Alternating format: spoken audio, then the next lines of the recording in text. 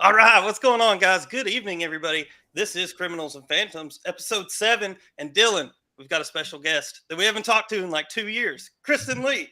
Hey, Kristin, Hey guys, how are you? Howdy. it's good.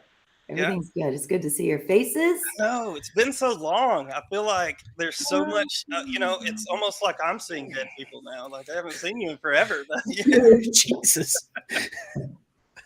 Oh my God. So much has happened in the last, man, it's really been at least 2 years, 3 years. I don't know. Yeah, it's almost 2023. So I think the last time I saw you was definitely before the vid stuff happened. So 3 years, that's insane. Where do we even start? I don't even know. I mean, Well, I remember meeting you. This was really cool. So we had Paranormal Confessions shoot. We were filming that at the Bellaire house, and here you come walking in with all these gizmos and gadgets, and I felt like Ariel, like gizmos and gadgets and more. You want ghosts in a box? I got a whole house. right. It's like I'm curious at how you like how that even happened, because like what I heard when I was coming there was, hey, we're looking for somebody who can build new stuff that's not on TV already. What can you Mhm. make? And I had like 3 week notice. So I just started putting some stuff together, and I had no idea where I was going, nothing. I mean, I had no clue. So I'm curious how much you knew ahead of time of that. I knew maybe a day before that you were coming. And I Wow. was like, awesome, cool, that's great. Yeah. Yeah, it just kept growing and growing. Like, seriously, I think we'd started out with, I definitely, Johnny and Ashley had been to the Bellaire house, and we had such a connection. I mean, it was, whew. So I think, to be truthful, trying to tell that story about Edwin and Lyde through them was absolutely beautiful. And the footage that Miguel got doing that is breathtaking. I It mean, was you're just like, magical oh. for real. It literally looked like a multi-million-dollar movie. Like watching some of those scenes come back. They did a Yes. fantastic job. I think they played the parts really well too. So Hmm. And the fun part was I got to do like the hair, like her whole updo and stuff like that. That was cool. And we went to stages and actually dressed up to the 1800s, and we picked out costumes that day. I don't know what you guys were doing back at the house, but there was even times where during that whole film set, it was so cool. You know what I mean? There was no issues. Everybody did what they had to do, but everybody worked, right. you know? Yeah, we all it's kind of interesting because so many of us, at least from my knowledge of talking to everybody, didn't really know what was going to happen. We had no idea going into it. Mhm. It's supposed to be just a complete surprise. But it's so interesting to think back on it now. Like, you're right. People just jumped into position and just did their job, whatever their job was. Like, y'all Mhm. were getting costumes and stuff. And I'm pretty sure that was the day that me and Aaron were down at the library. And that's what really kicked our whole, week off, starting Right. there. Because we really found some interesting things that, I know Dylan did a lot of work on the back end, but there's stuff you just can't see until you open up Yeah. those manifests and things, in person. If you guys could have done ever anything different about that, Kristen, I'll go to you first with it. If you guys could have done anything different with that time period, what would it have been? Like filming with all of them. Yeah, what would you have done differently? Would you have told them what they were there for? Oh, everybody knew what they were there for. Okay. But like Landon, we had a map, you know what I'm saying? Like we had a idea of who was coming and stuff, but the coolest part was like the spirits just kept saying, no, this one's coming too, this one. And it's just where like this is getting better. It's like we never even this thank you, thank you, thank you. You know what I mean? Like we all just somehow got on that same path. And to answer the question, what I would do different is I would probably, this might have bad consequences, and I don't recommend anybody doing it, but I would probably cast a spell to make that memory like we could just go back in time and hit a button and be there for a little bit. You know what I mean? And Yeah. take in all those positive vibes and then, say we're having a real bad day or something and you need that good vibe ride down Right. memory lane, to be able to cast some spell, to hit that time travel button and just go back. I Now, mean, Landon, for real, dude, it was like it was probably one of the coolest experiences I've had in the last decade that I Of remember. course. Like, it was a magical thing that all of us were there. And I mean, it was people from all over the country. We didn't even know each other. I You mean, had no idea who each other were before going. right. It I was your knew one first guy. time meeting each other. Yeah. Mhm. So if you could have done anything different, Landon, what would you have done different? You know, would you have gone to research in different locations as well? What would you have done? Well, look, see, you know, I looking back, I got more out of it than I expected to get out of it to begin with. So I'm not in regrets at all. The one thing that I wish I would have done myself is just had a camera on Aaron and myself, who were doing a lot of the research, solely on us the entire time, because there was so many key moments in our research when we were going through that was like, man, if we wouldn't have found that one piece right there, none of this other shit would have happened. You know what I mean? And we didn't get to capture that on film Yeah. because Yeah. you know it was a small film group. So um, that would probably be the biggest regret, even though that's not really a regret. I mean, none of us really we didn't know we were going to find this stuff. We didn't know we were going to find signature photos that have never been seen before. You know what I mean? I'll lump myself into this statement only for the sake that I did do very little in comparison to the rest of you guys as far as research goes. But I think that what's it been 4 or 5 years at this point, we've all honed in our craft a little bit better. Right. It would be interesting to see what we could all come up with now. Ooh. Oh man, I've thought about this for literally for years. Like going back to the question, what you said, would I have done anything different? Not in the moment, but now that I look back on it, I'm like, man, if I just had another day where I could have went over here, I know this piece is over here. Well, that's the thing. Imagine you and I working on it together. I mean, we were the backbone of the research. I think that's a fair assessment.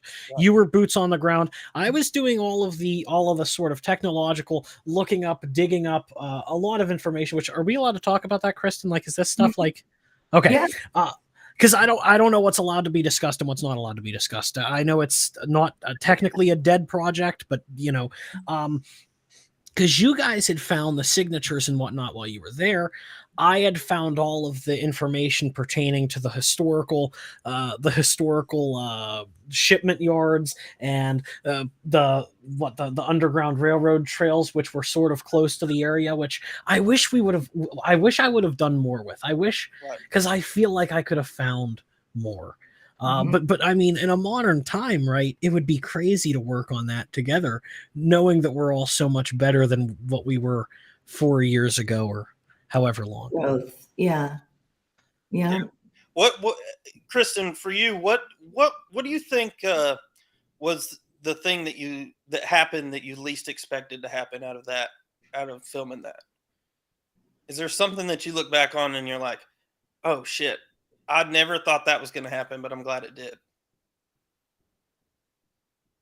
Mm.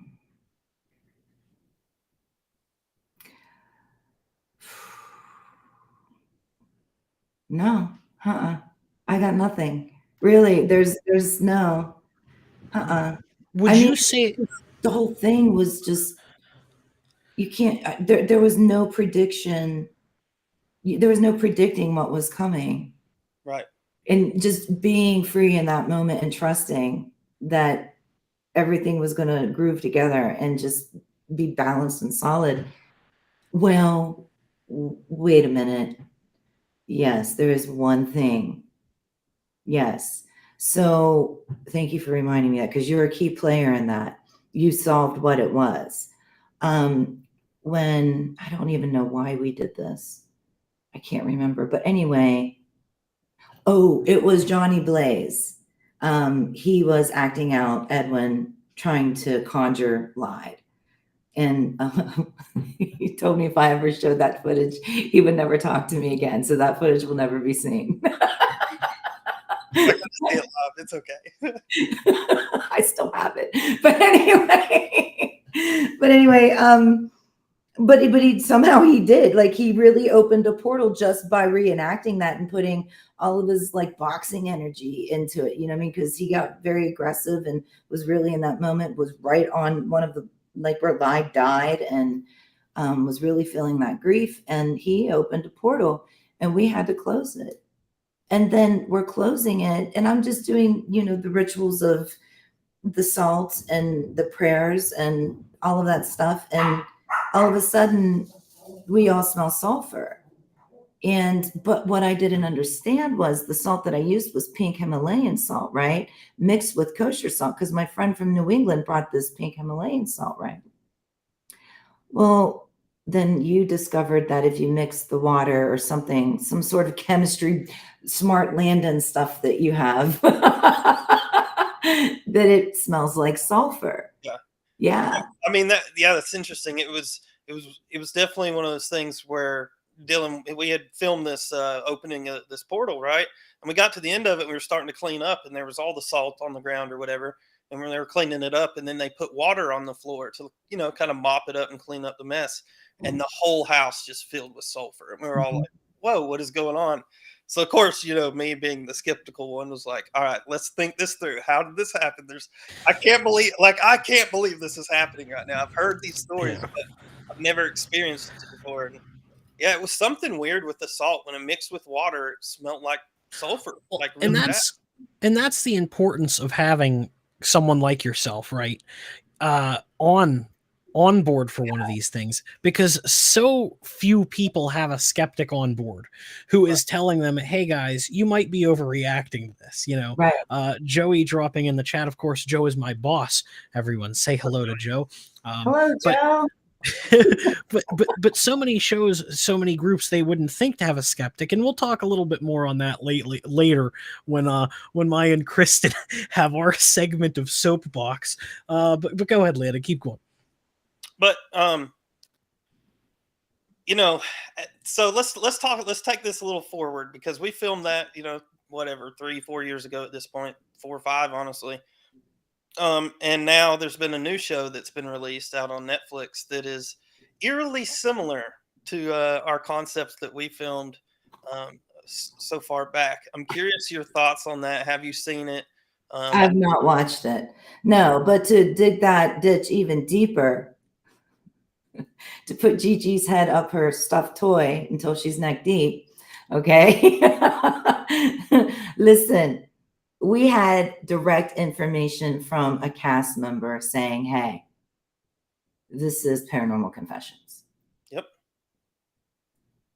It was a complete and total ripoff.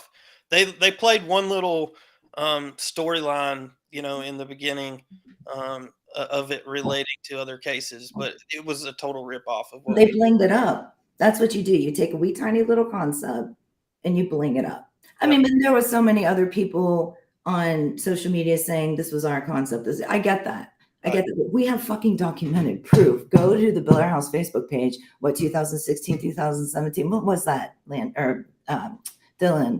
Can you remember the year? 17. It would have been 17. I believe 17, because the way that the math works in my head is that when I was 18, I had left, so it was before then, and then I wouldn't come back until 2020, so it had to have been before then. Yeah, because it sat on somebody's COVID desk. Nobody did anything, and then poof, here comes pitching season. You know what I'm saying? To just sort of ask a question. Go ahead, Landon. I was just going to say, well, you got to think too, that was filmed during COVID, right? So honestly, that whole idea was perfect for COVID, because you're literally just keeping 2 people by themselves, quarantined. Mm-hmm. Okay. It worked out perfect for that. So I see somebody, I think honestly, we were just a couple years too early. Well, even when we sort of had the return, when we pitched the return to Bellaire, which was, I was going to go and Landon was going to go. You guys remember Kristin had gotten in contact with all of us about going back. It must have been 2020, because we couldn't go because of COVID. COVID had started and everybody had gotten sick like the week before we were all supposed to go, because we were supposed to go, I think, October. Yeah, I think October was when we were supposed to go. And then one full group dropped out because one of their people got sick, and everyone slowly sort of just dropped out until we were unable to go. And I still think back to how interesting that would have been, because I would have easily been the most hated person in the house. It would have been like Big Brother, for Christ's sake. Because you can't have a young skeptic in the house. You just can't do it. But Kristin wanted me there. She's gonna get me killed. I mean, it would have made some good drama. Come Oh, on. it would have made some good. It would have made some good film. But so I mean, if we would have hit it, who's to say that, right? Had we not done that adaptation, right, we very well could have had those eyes. You know, it's just you think about the what ifs, right? Yeah. I mean, I think it was about the what I knows. right. Like God put it right on my path and said, "Here it is in a sign. Somebody's coming out of somebody's mouth." Listen, Do you Speaking think? of Oh, go paranormal ahead, Lana. confessions, by the way, everybody, thanks. Kristin Lee has Yeah. one of her 2 books that she has written, Paranormal Mm. Confessions. You can buy it on Amazon if you want. Those paranormal confessions, Landon shouted that out on the couch in the Bellaire house while we were filming Paranormal Confessions. that's all him. Yeah, I think it was. I think it was me and Eddie going back and forth thinking of names, and I shouted that one out, and it kind of just stuck. It worked perfectly for what we were doing, so Mhm. it was really cool. What do you mean, brother? Paranormal Hellscape isn't a good enough name for you, dude? I wish I could remember some of his ideas. Oh, I just Like, imagine Eddie, his go names do being that one. absolutely fucking crazy. Kristin, do you see filming Paranormal Confessions? And I know, Landon, you want to move forward, but last question, right? Do you see filming Paranormal Confessions as being your first real step into what would later sort of catapult you into the paranormal? Obviously, you were a figure in the paranormal and you had done things prior. You had done a lot of stuff prior, but Paranormal Confessions, that recording sort of solidified that this was the path that you had wanted to go down. I don't think so. I thought it was at the time. I really, truly did. But I was picked up and I was thrown into a path of film, writing, screenwriting, casting, directing. You know what I mean? Making funds to get the money to make the film. That's where I'm at. And then Lane blew up. You know what I mean? Like my son is just, he's a hip hop star. He is. And I mean, we've had so many blessings. And I think being able to film him in the beginning led him to meeting so many great filmmakers like Young Curl. We did the Bellaire House movie. Talk about Paranormal Confessions. Landon, you should have been there for that one because, that vibe was so good. I did watch it, and it was filmed beautifully. I mean, it was so beautiful to watch that. It's definitely not like some homemade thing. Like y'all put a lot of effort into it, and I really enjoyed watching it.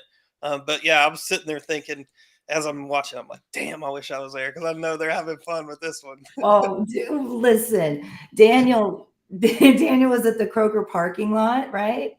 Yeah. He knew we were there.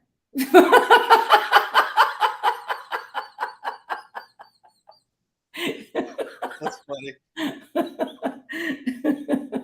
But tell us about your documentary though, because that's one thing that I haven't got to watch yet. How did that get started, and where are you at with that right now? Well, I'll make a long story short. We all know that I live in Bellaire. And when I first came to Bellaire and I had Crabapple Moon, the metaphysical store where I did the psychic readings and metaphysical items, I heard about this guy named Nathan Brooks. And I heard all these different rumors that Nathan Brooks was a Satanist. He made a list of everybody he wanted to kill in school. And he was highly intelligent. I heard his dad was abusive. I heard that then his mother was an alcoholic and abusive. I heard that he put together a satanic group. And he wanted to, well, as we got into okay, let's stop there. Anyway, he did horrible things. And so I had to, when I first came to Bellaire, I was told, don't ever talk about this story. When paranormal investigators ask you about it, you do not confirm or deny. I was told by an official to say that. Right. They don't want to stir it up, obviously. Right. No. And I didn't understand why until we did. And now I get it. And they were right. But the ramifications that came at me because of it was completely unjust. Right. So as we get into, I'm sitting on this, teams are coming in. I even remember one time, gosh, it was early on, probably 2016, maybe, a team of women from the Stregherian Rose. And it's a coven. It's a beautiful temple. It's amazing. It's in Salem. They came and they found out about Nathan Brooks, and they called and they told me what they found. And they said that they were driving by the house.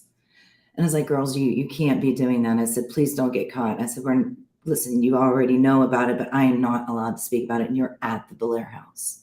Right. And that like makes me look like I told you, but I didn't. You're good investigators. Just don't get caught, Right. you know? And then they understood, you know, but, so when I released Paranormal Confessions, I had permission to speak about the case from somebody in Bellaire. I finally got permission. And they came and they sat right here and they said, I have permission. And then they helped me throughout the whole entire case. Really? Whole entire case.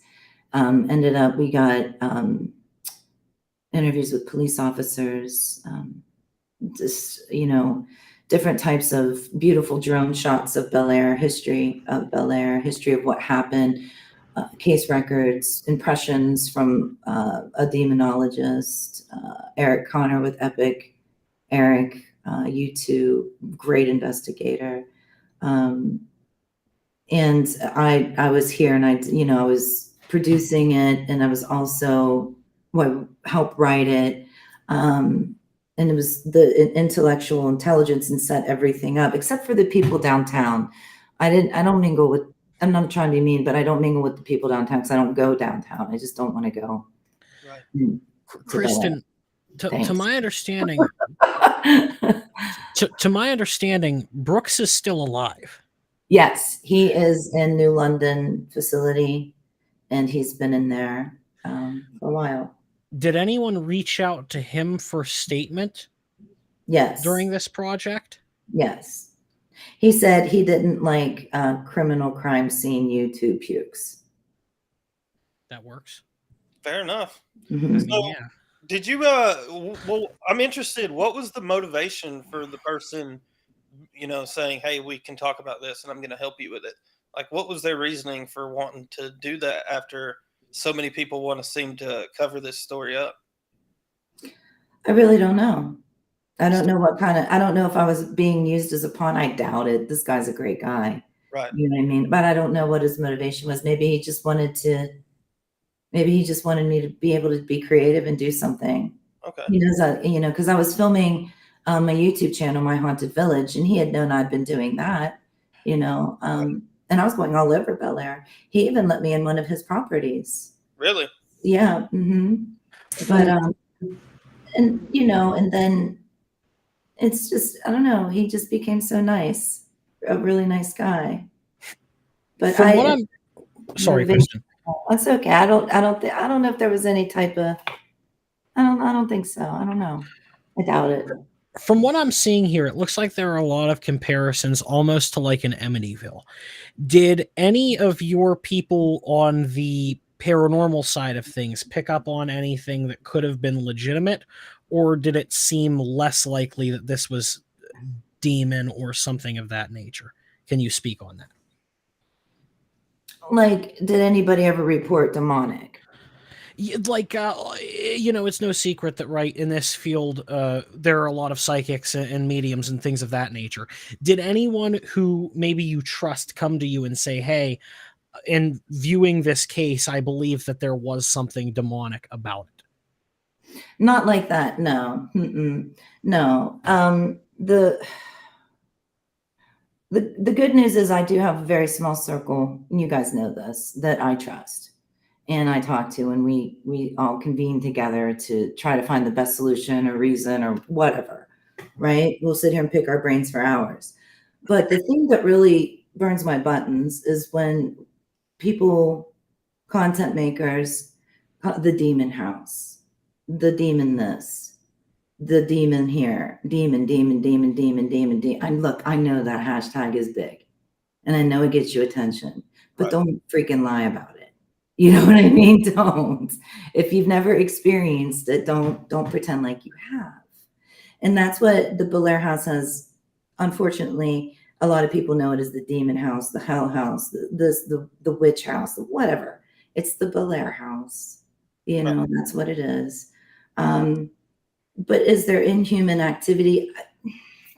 You know, I don't necessarily even just mean within the house. I mean within the community as well. Like, for example, the Brooks case here, right? I was talking about the Brooks case. That's what I was referring to, right?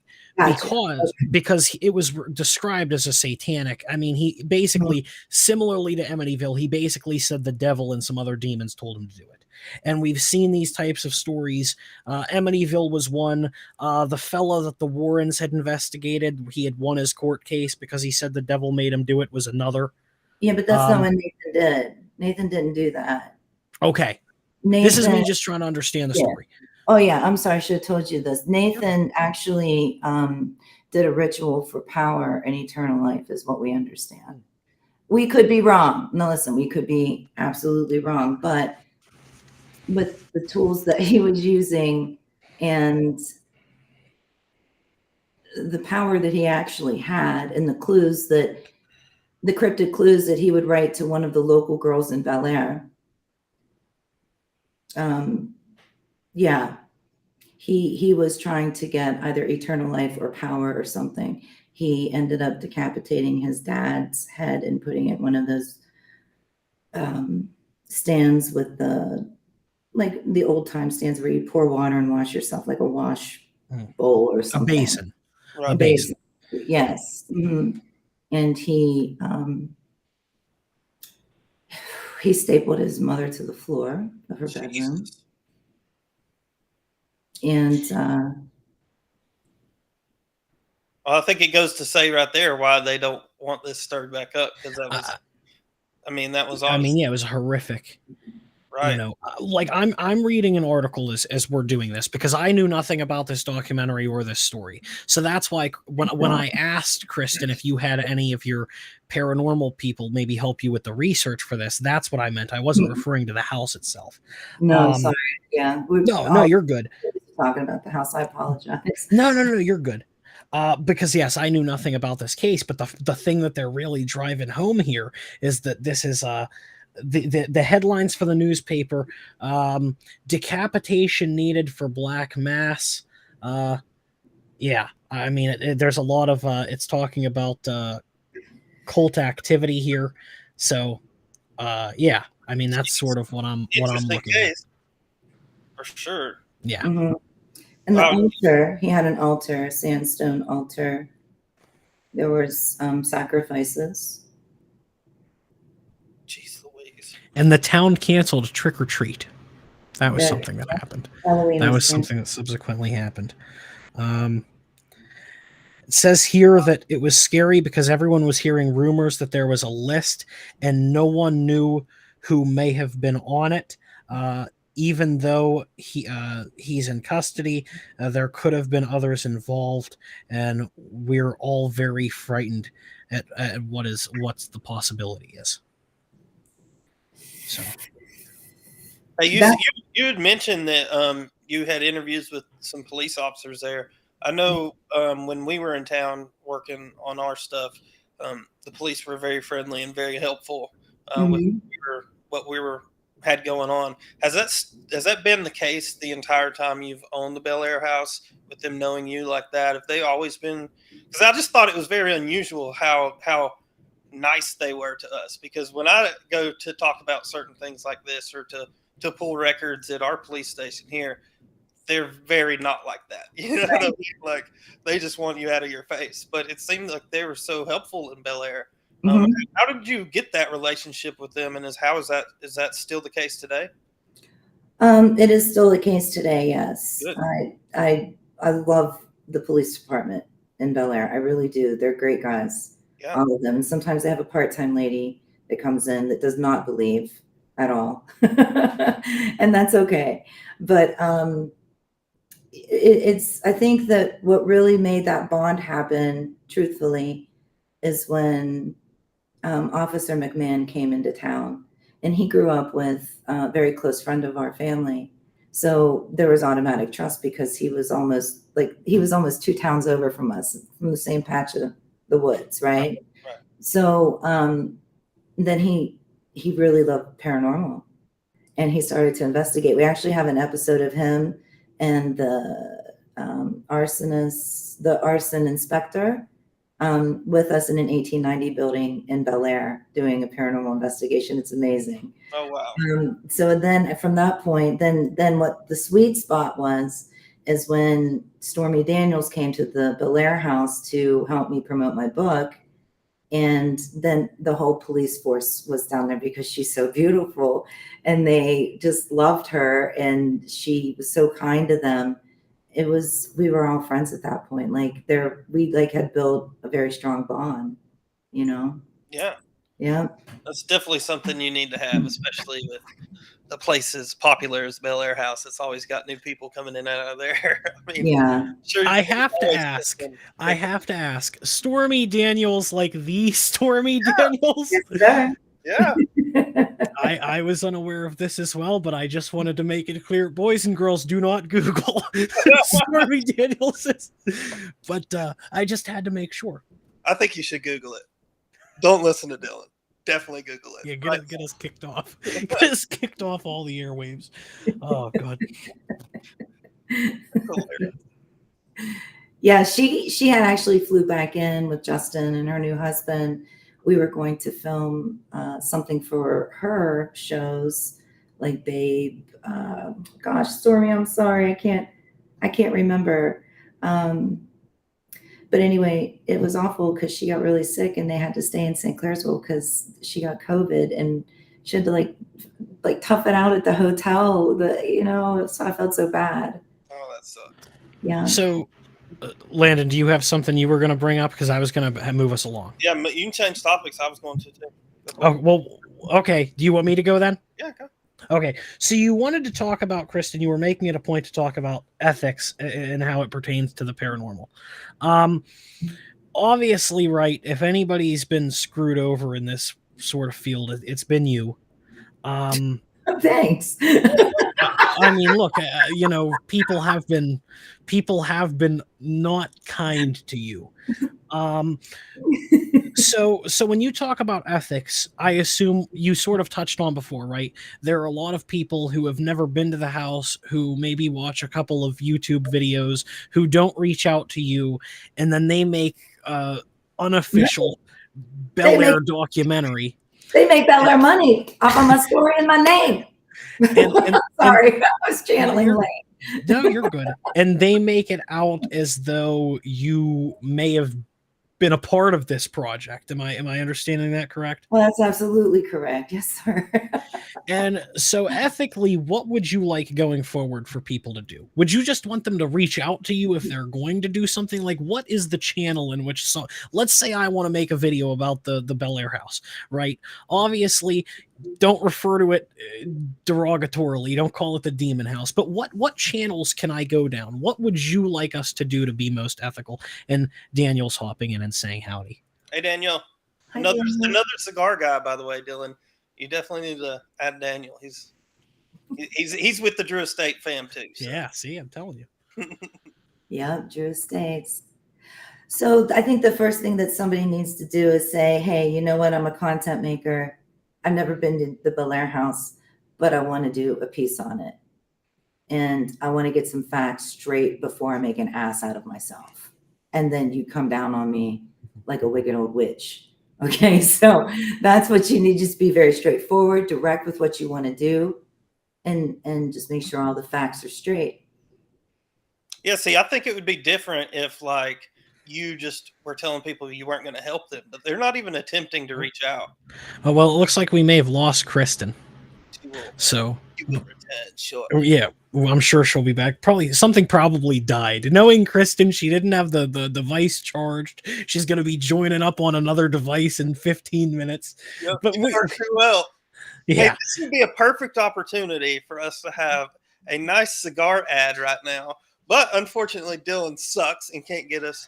Well, it's not that you're not allowed. So we stream also on Facebook. He follows rules now. He's gotten weak, man. Well, here's the thing. See, Joe, my boss over at the cigar shop, can see Joe. I told see look, potential customers here on air. Kristin's back in 3, Hey. 2. I'm on the same device.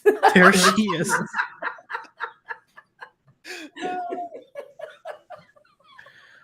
Anyway, let me pick up here where I left off. I think Dylan kicked you. That's what happened. But I was saying, I think it would be different, if people, or if you were like just not willing to help people, but they're not even attempting to reach out to get the facts straight. And I mean, look at, dude, honestly, YouTubers, come on. Like, they're some of the most lazy people, right? Because all they got to do is keep putting content out. How can I make this process easier? So what do? They just look at what other people have said without knowing if that's factual or not. I'd like to point out that we are doing a podcast on YouTube. And is there an echo, Landon? Do you hear an echo? Yeah. Hold on. She's fixed it. And she's gone again. Poor Kristin. We're doing a show on YouTube. Oh, there it is again. And she'll be back. And we sort of have done shows where it's not as proper. Like for the Chris Benoit thing, right? Who do you reach out to? What, you want me to reach out to the Georgia police? I mean, certainly. I actually did, and I got the full case file, by the way, now. Did they send it out to you? I'm glad to hear that, because we were talking about doing a part 2. Yep. But that's what I'm saying is sometimes it is hard to get access to people, and sometimes you don't know who to get access to, right? So like when I did different with the Bellaire house. I mean, Kristin's name is the only one tied to this house, of course, for the last decade. I mean, And I'm accessible, right? Of course. I'm just saying that I certainly do understand why people might not go. I'm not saying it's the right thing, but I would understand why some people might not go to you. But not necessarily though, because here's the thing, right? But to play devil's advocate, right? You've done a lot of interviews. You've done a lot of podcasts. I mean, there's a lot of information out there. If someone looks, if they it's could from the horse's mouth. Yes. But that's exactly what I'm saying. So, we don't know. I don't know how these folks have compiled their research or what they're doing, but I'm sure it also does help, Kristin, that we've known you for a long time. Right. We know the things that sort of bug you. Like a lot of people don't realize that you don't like when people talk about derogatory about the house. Mm-hmm. You don't like it being referred to as the demon house, the devil house, the ghost house. That bugs you. Right. Whereas other people, that's like a clickbait method where they go, oh, well, this is the Bellaire, the house from hell, Mm-hmm. Horror is a better clickbait. Horror. It is. Trust me. It's the biggest one. So, I do see that side of it as a person who's done that research. Like, look, if every show that I wanted to do, I reached out to somebody, I'd never be able to do a show in quick succession. You're respectful. You were one of the last few you still practice ethically. Well, we try. Like you do. So, and I appreciate that because, it is a conversation of ethics. And I do think that but you have to remember too, right? A big reason that I quit the paranormal field, and I guess this is where we'll get into the ethics as it pertains to the paranormal, which also gets into how different demographics are blacklisted. Me doing paranormal shows all those years ago, Kristin, you remember, oh, you have a skeptic on your show? Well, I'm not going to do it. Why not? That would be fun. Because they don't want to talk to a skeptic. Well, they're stupid. Because no shit. But what I'm saying is there were a lot of people who had said, I don't want to talk to a skeptic. I only want to talk to people who agree with my point of view. Well, so because I was a skeptic and because I was young, it was very hard to get people booked. It was very hard to get people on the show for a while, even for Eddie when I was doing the show with him, is because people would sort of see what the show was about and they would say, you have a skeptic. Now, those people didn't care or realize that I was the one doing all the show research. So all of the stuff that those guys were talking about being super paranormal came from my writings. Right. And my only segment was right there at the end where I would say, hey guys, you know what? I think you're a little off the mark on this, right? Now, Kristin, you have spoke about how as a woman in the world of the paranormal, you feel like it's more difficult. Can you elaborate a little bit on those experiences, some of those experiences that you've had and why you feel that way? Yeah. So let me tell you about a time I was really stupid. It was very early in being out and about and promoting the Bellaire House on the road, doing psychic readings on the road. I was in Gettysburg and we were doing like a women in the paranormal, show or something like that, event. And some lady had a camera and she came up to me and she said, "Do you think that women are treated well in the paranormal?" And I took offense to that. First of all, I didn't realize where she was going with it. I hadn't been as experienced. She'd been in the field for 20 years. Here I am. I just started in 2009. You know what I mean? So, but I always look back on her asking me that, and my answer should have been different than what I had said. And I should have said, yes, absolutely, 100%. If you look at the paranormal television shows with teams, how many women are paranormal investigators? How many women are then psychic? They have to be put in that psychic corner because they're feminine and they're in tune. And well, men can be too. Yeah. That's how I was raised. I was raised like we both can live in harmony and balance. So that whole part of it. But then when I started to see people come to the Bellaire house and they would reach crazy freaking audience members, right? Never, I just wanted to investigate, that's it. I didn't charge them anything. And then when it's time, after the 7th or 8th time investigating the Blair House, when it's time to actually go to the location that I'd like to go, we didn't ever go. So it's just like, why? But they go, and this is a problem because people don't trust people. There's like spouses that don't trust spouses, and I get that. And if that's cases like that, then let it be the way that it is. So me and the girls, we would always hop on the road together and stuff like that. But there's also times that you have to look at the TV. They look for somebody that is very, very the masculine, it's a male dominating industry. And I have seen some things that are absolutely disgusting and horrific. Like, you think the Bellaire house is scary? You should walk in the Bellaire house one day and see some freaking person promising a young, beautiful girl, like, what do they call that? Never mind, I'm not going to say that word, but promising her television shows that she would do certain things. Yeah.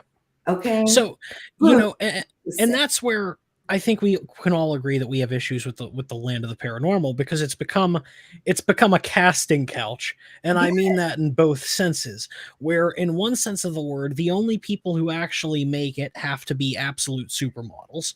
Because Landon brought up a good point. We were talking about this before the show, and he said, well, I don't know where we go with this subject. And what I said was very simple, because he said there's a lot of people doing paranormal podcasts that are females.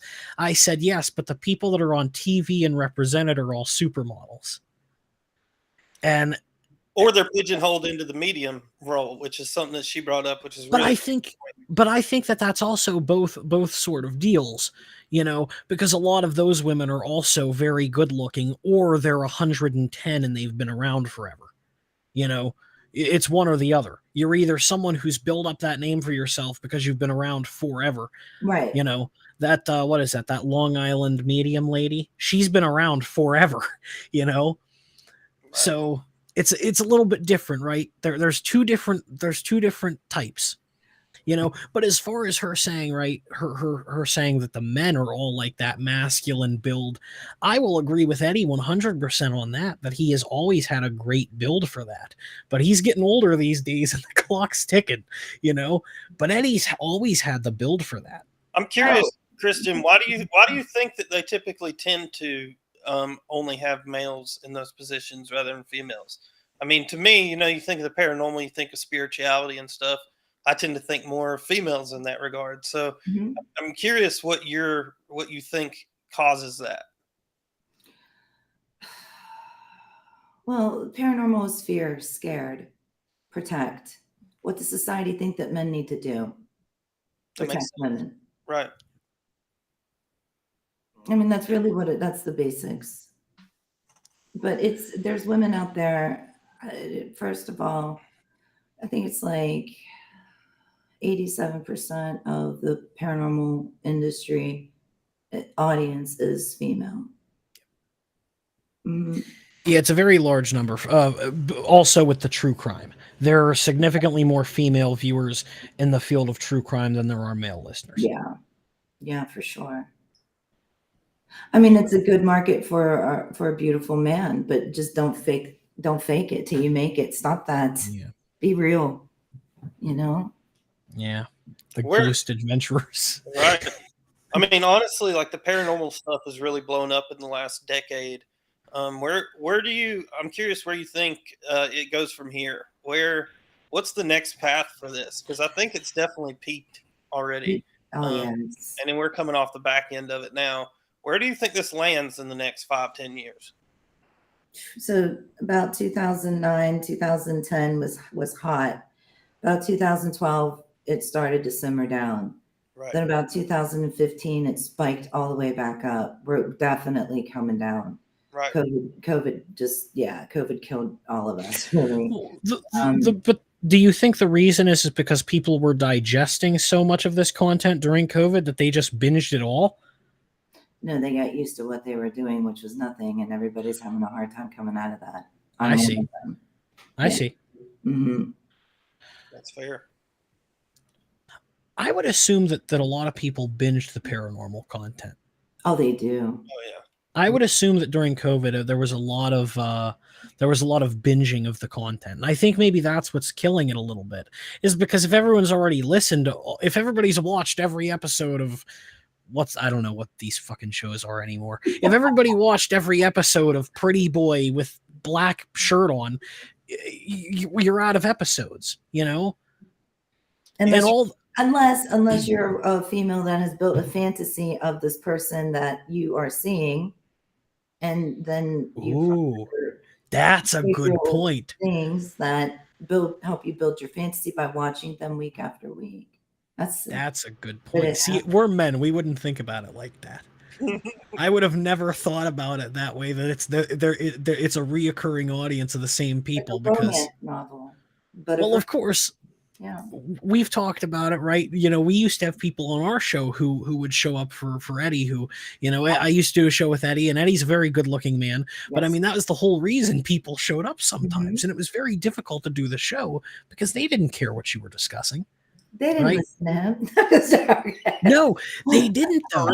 They didn't though, Kristin. And so it's a big reason why I fell out of love with the paranormal. Look, I've always been a skeptic, but I did this, I did this stuff for 2 years, and I was just tired of people lying to me every day, you know?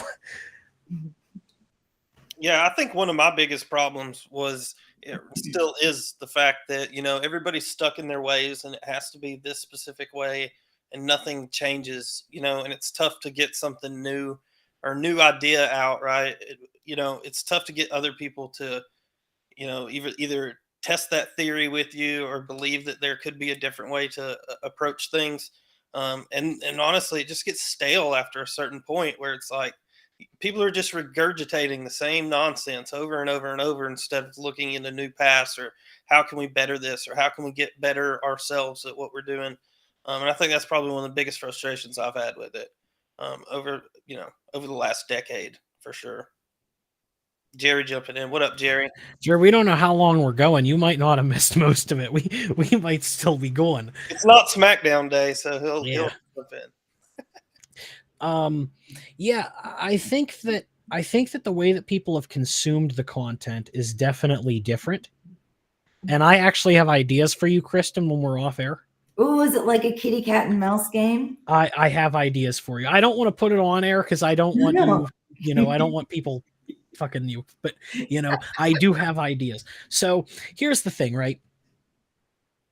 The way that people, you know, take in content now is different, and every show, it seems like, is the same show. We do more of a talk show. It's more chill, it's more lighthearted, and now we do more of the true crime than paranormal. But people would get offended at us because, oh, you're making jokes. Well, I don't think the dead people really care. You know, they had a sense of humor when they were alive. You know, and I think that that's what's just killing it, is that the personality in this industry is gone. They don't want you to have a personality. They want you to be a fucking zombie. Read the script, monkey. I mean, really though, it's like think, Landon. All right, all the stuff that we used to do, and people would give us a hard time for. Dylan makes a joke; he's somehow the worst host of all time.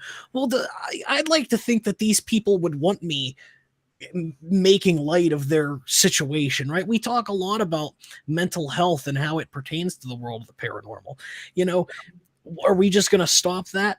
Hello, everyone. Welcome to Criminals and Phantoms. This week we have Kristin Lee. Kristin, I'm going to ask you the same question you hear on every other show 500 times. For why? Do you know how to do an interview like that? I'm not playing with you. I believe it. I did. I hardly could not. Where does he come up with this shit? Is this real? Yes, dude. Jerry is a wealth of useless knowledge. Awesome. But no. So you've had experiences like that, right? Oh yeah. Can I ask? Did they have a big audience? No. Oh, I'm almost surprised by that because normally those shows are the ones that do well. Mm-mm. Oh wow, I'm surprised. I've interviewed a couple of people like that. You know, my least favorite people to interview are the "you have to buy my book" people. Oh God. Which, like, here's the thing. I'll plug your book. Yeah, where they won't answer any questions. And let's give Kristin's other book a plug because you plugged Paranormal Confession. Kristin, what's the name of your other book? I would choose not to say. You would choose not to say? All right. All right. Is there anything else you want to plug? You can plug your son if you so choose. Oh, yeah. Go look at all my social media. Yeah. He took it over. Well, there's something fun coming up. Oh, let's hear it. So, I don't know if that. Okay, go ahead. Yeah, it's going to be fun. So we're going to have an event like around Valentine's Day. It's called Love Stinks. And we're all going to dress up like characters, right? Well, Heather Taddy's coming in and she's going to be like the prom queen. And my friend Elaine is going to be the ice queen because she is the ice queen. And I'm going to be the red queen. Nice. Yeah, it's going to be fun. And then we're just going to stay there all weekend and investigate. Will this be something that's recorded and people can later watch somewhere? They keep asking me about that. I think we can. Yeah, just on the YouTube page. That's probably where I could put it. Mm-hmm. So, Landon, do you have some other checkpoints to hit? I mean, if we're wrapping it up, I'll leave it with one last question. Well, I wasn't going to quite wrap it up because there's a couple more things to hit, but I wanted to make sure you hit your things before I hit mine. You're good. So you did also talk about going off of the last thing, right? You talked about the dangers of the world of the paranormal, not just as a woman, right? But also how folks can protect themselves, from what have you, ghouls, goblins, whatever the case may be. Can you talk a little bit about that? How do you protect yourself when you're on location? Well, I can't give away all that information because if there's some type of metaphysician out there that has the hates for me, then they'll know how to take me down. So never give away all of your secrets ever. Never. I'm not gonna lie to you, Kristin. I had no idea that's how this shit works. I had no idea that someone could like de-hate you. I had no idea that was like, so someone can like they can like take your spell and like turn it on you? No, they could probably petition some deity or some element to do something in harm's way as they feel just, but they probably aren't just. I've never stolen anything from anybody. I've never killed anybody. You know what I'm saying? I've never hurt. I learned more from interviewing Kristin than I do anybody else. So the last thing that I wanted to talk about, and then I'll let Landon finish off with his topic, is you wanted to discuss aliens. Because no one ever asks you about aliens, because you're Bellaire house lady. So this is your opportunity. Go ahead. Thanks, guys. So, wow. You guys probably will lock me up in a lunatic asylum after. I'm not going to disclose everything because you will lock me up. Somebody will sign papers. We have made communication. Like, it wasn't just me. It was groups of different people made communication with a higher being that wanted to be referred to as star people. And then it led me about a year to figure out, to hear star people like from somebody else's mouth on TV. So I tuned in and I understood that the Cherokee Native American tribe called the higher beings star people. Real quick, Landon, I'm going to break one of my rules because I said I'll never talk about a subject, but I'm going to talk about both of them. Are these star people related in some way to the Anunnaki people? I'm not 100% sure yet. Okay. Are you leaning one way or the other, or you don't know? Yes, but I think this is another clue. Maybe you can help figure this one out. All right, go ahead. I'm so open. I really am, because I really want to understand this. There is another lady that comes through that says she's the queen, and she gives tarot readings, and we have it on film. And I believe that she's a higher being, but I also knew somebody that was called the queen that did tarot readings. It's in the spirit realm, and I was very, very close to her. So I'm not in the Bellaire house. You don't trust anything, right? And this is where we do all of this. So I don't know how that fits in, but it's the same type of frequency. It's a little bit smooth when the queen comes through. It's a little bit calmer and smoother, but the higher beings, the star people, it's such a high pitch ringing frequency. And then it's almost like if you're coming up to a microphone and you've got feedback like that, or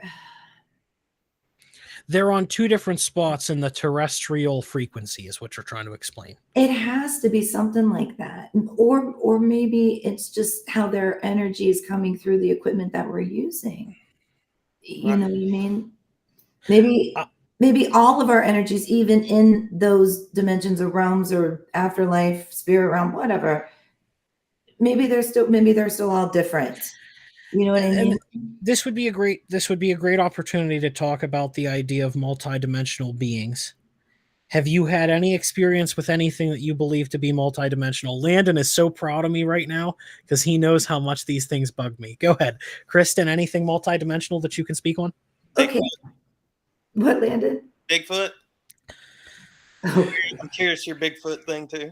I think Bigfoot is something like when you meditate and you have a guide or something like that. Okay. But we do live very close to Salt Fork.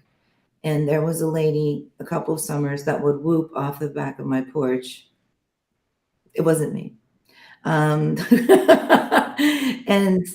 we have coyotes that kill. So then there was the theory that I was listening to, that the coyotes follow Bigfoot, Sasquatch, whatever, because they pretty much do its bidding.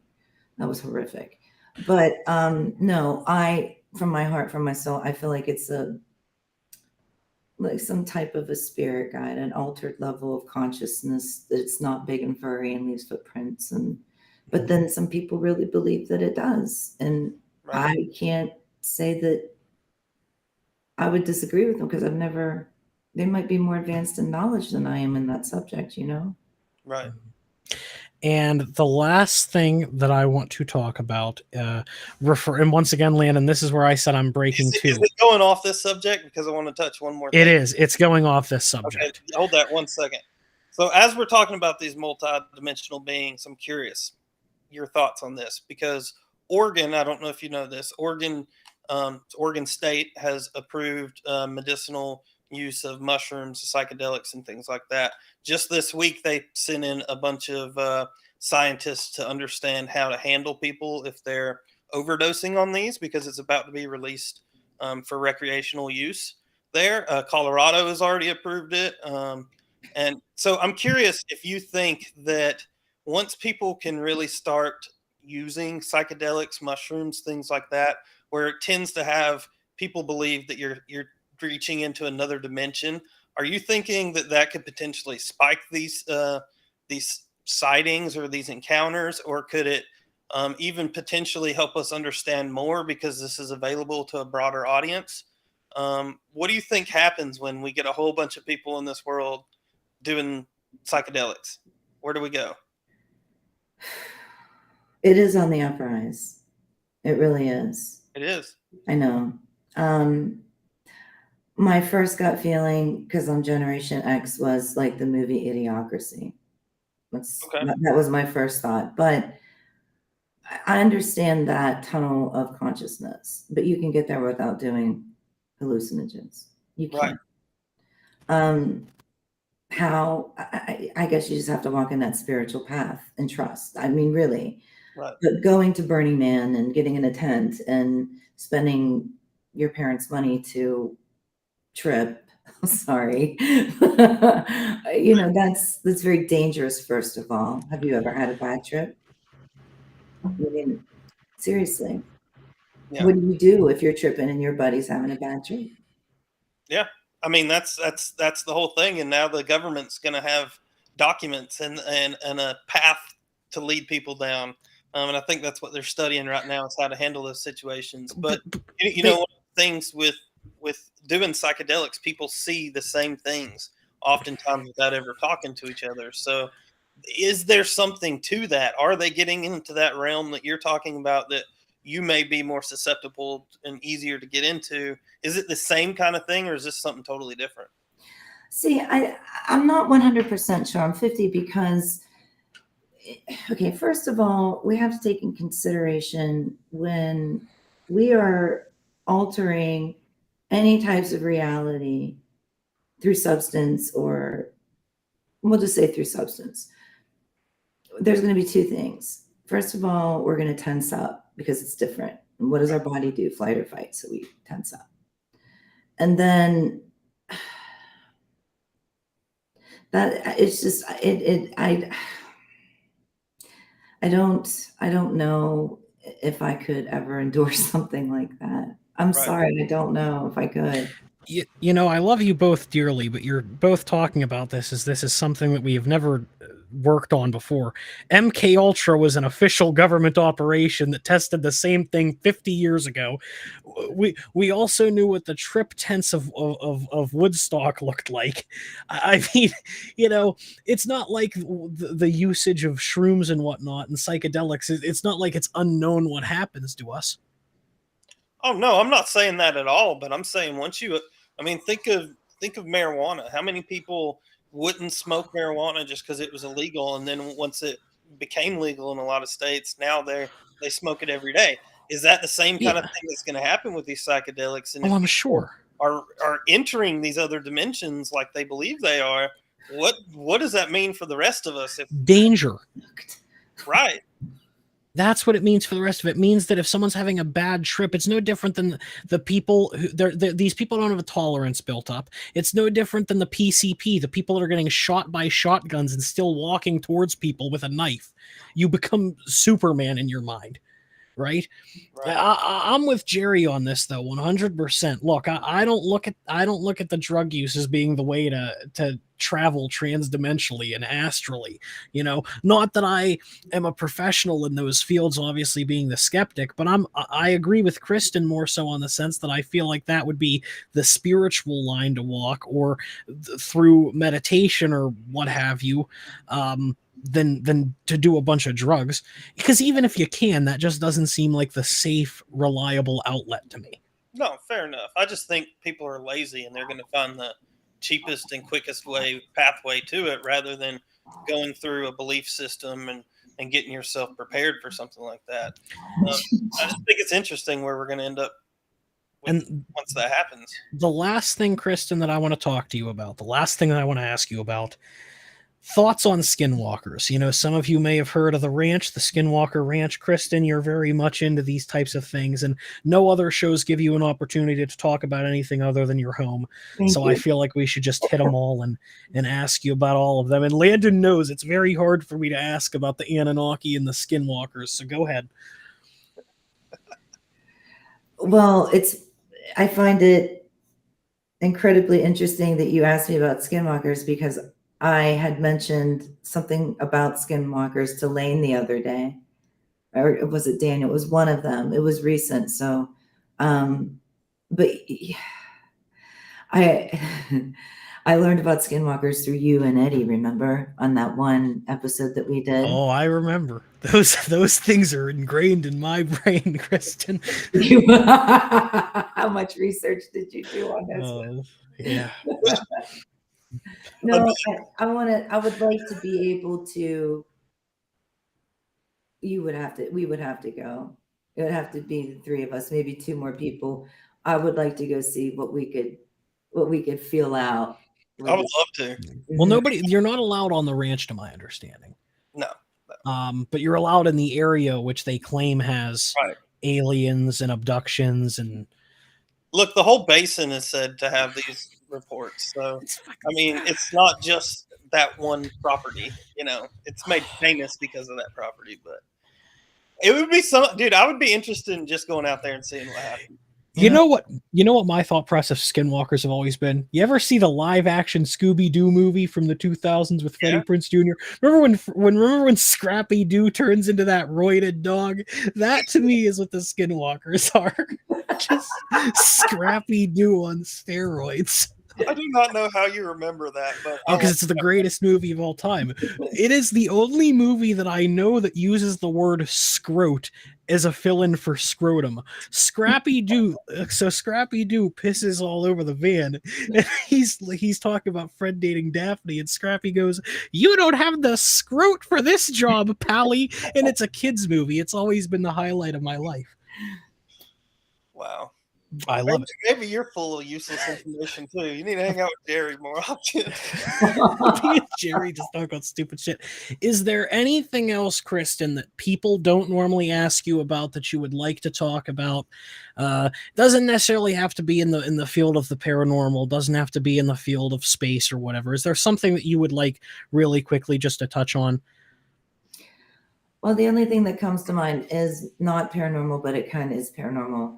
Check out the Bellaire House movie. It's really cool.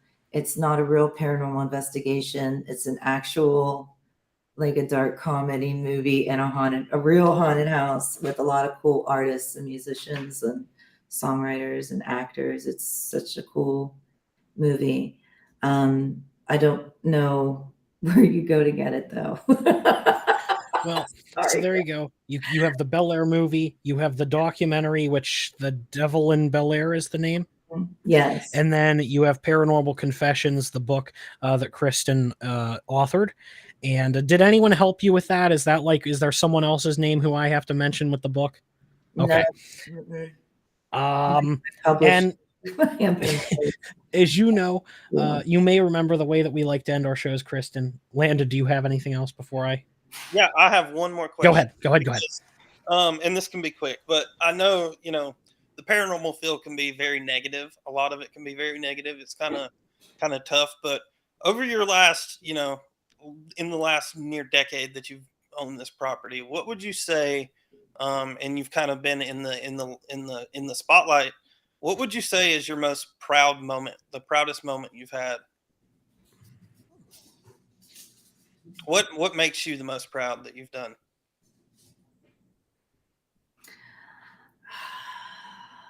Truthfully,